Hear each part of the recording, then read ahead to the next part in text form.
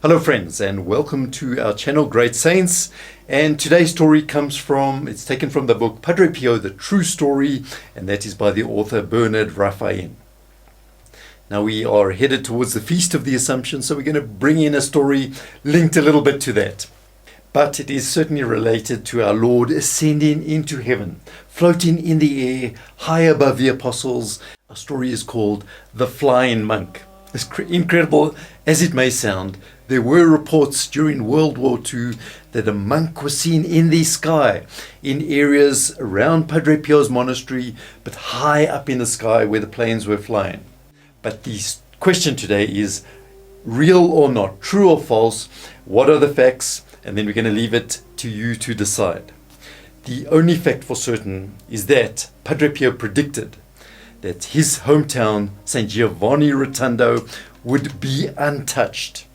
These were his words. The Lord, through his infinite goodness, will spare this place. Now, there are numerous reports of how Padre Pio may have intervened. And the first one came just 4 years after the war, and this was in 1949. A Father Dominic Mayer, an American Capuchin priest, he sent out this circular letter to a number of people. And in this letter, supposedly he had heard the story from a Dr. Sanguinetti, who was renowned for his contribution in helping to found Padre Pio's hospital, and it was as if he was handpicked by Padre Pio himself for that purpose.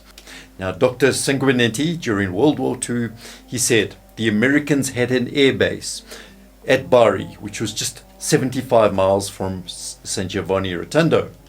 And they had heard that there was a munitions dump somewhere in St. Giovanni Rotondo, and so they set out on this bombing mission. And now they were flying their mission, but as they neared the town where Padre Pio's monastery is, they saw in the sky, not far in front of them, this monk, high in the air. And the monk was signaling for them to turn away, to head somewhere else. Well, this made such an impression on the commanding officer. He was absolutely stupefied. He was dumbfounded. And so they all turned around, and he ordered that the bombs be dropped instead in some surrounding field. And they returned to their base like that. Of course, there was a post-flight meeting, and this whole thing was discussed. There was an Italian officer who suggested that perhaps it could have been this monk who was known to be very saintly, living in St. Giovanni Rotondo. And so the commanding officer now took it into his mind, and he determined he's heading over there in his jeep. And as everyone entered the chapel where he was now during Mass, as soon as Padre Pio entered the room, he recognized him. That is the monk he had seen flying in the air. Now, what the story also has going for it is that Father Dominic, by nature, he really didn't like these extravagant stories of Padre Pio, and these stories frequently irritated him. So Bernard Raphael, the author, tells us that he was in fact impeccably objective in this sense. Our second story comes from Father Charles Mortimer, and it was given to us, brought to us by John McCaffrey. So the two were related in the story. Apparently, it's almost identical, the story. It's given in England, and this was in 1952. But it's from totally different sources now. Our third story comes from the Capuchin Padre Fernando of Rize, who insisted that in fact there were many sightings of this flying monk. So not just one incident. And he said these were confirmed by a number of pilots in the Allied Air Force. And these pilots, he stressed, came from many nationalities and many religions, and they all saw this monk flying high in the air. Now, another story, the fourth story, is from Dante Alimenti, an Italian journalist. And this one is quite a bit later on, but he insisted that, so this is 40 years later, he insisted that these sightings happened of this flying monk while they were still based in North Africa. And they were running these bombing missions from North Africa across into Italy. So it's another story, doesn't necessarily contradict. And the fifth story, of course, the residents of St. Giovanni Rotondo itself, they had all sorts of accounts. And so when Bernard Raphael went there to interview them, they told him that Padre Pio just appeared right in front of the planes and he would always guide these planes away. The neighboring cities, especially Foggia, and this is in the province of Benevento, they were just bombed repeatedly, Yet nothing happened in St. Giovanni Rotondo itself.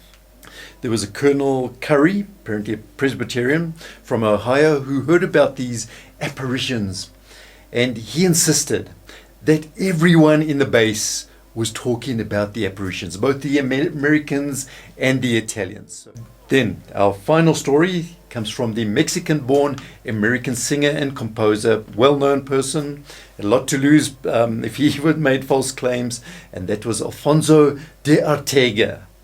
He had served in the Allied Air Force in 1944 and 1945, and he told Father Schlug the following in an interview. He said, at the Air Force Base, while some were having drinks, he overheard these stories. And one of the pilots said, I saw the Phantom fly again. He didn't make the connection at the time that they were actually speaking of Padre Pio.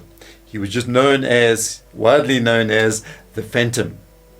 But directly linking to this, Ortega tells us that there was another person in the discussion who was in fact the photographer. As these planes came into land, he would photograph the planes, and one particular plane apparently was very badly damaged. But in this case, the men were obviously totally dazed because they had landed the plane while it was still full of bombs. They should have jettisoned all these bombs apparently somewhere over the Adriatic, and they didn't. And this chap explained they had been flying when all of a sudden there was a figure of a flying monk in front of them. He was flying as fast as the plane and he was waving his arms, telling them to go away. And not only the pilot saw this, but also the co-pilot. So because of this, they hadn't dropped their bombs. They were just too afraid. They were kind of frozen. So they returned to base and landed with their plane full of bombs. And Ortega continues.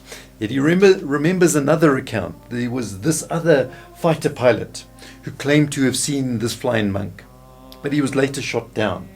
But someone else had heard about the stories, and it made such an impression of him when he realized that the Phantom was in fact Padre Pio, that he converted, so he became a Catholic. Not only that, later on he became a priest. And there are other stories. So what Bernard Raphael tells us these stories have going for them is that there are several sources, there are different people involved, different flights. It wasn't just one sighting, all sorts of different stories.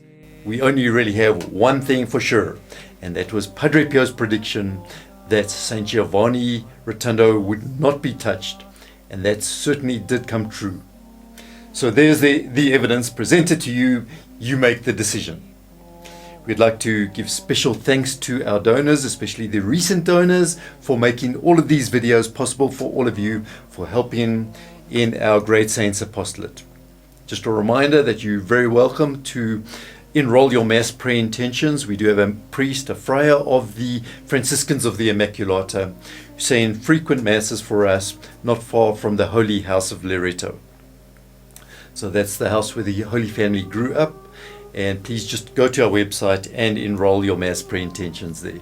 We do thank you for watching.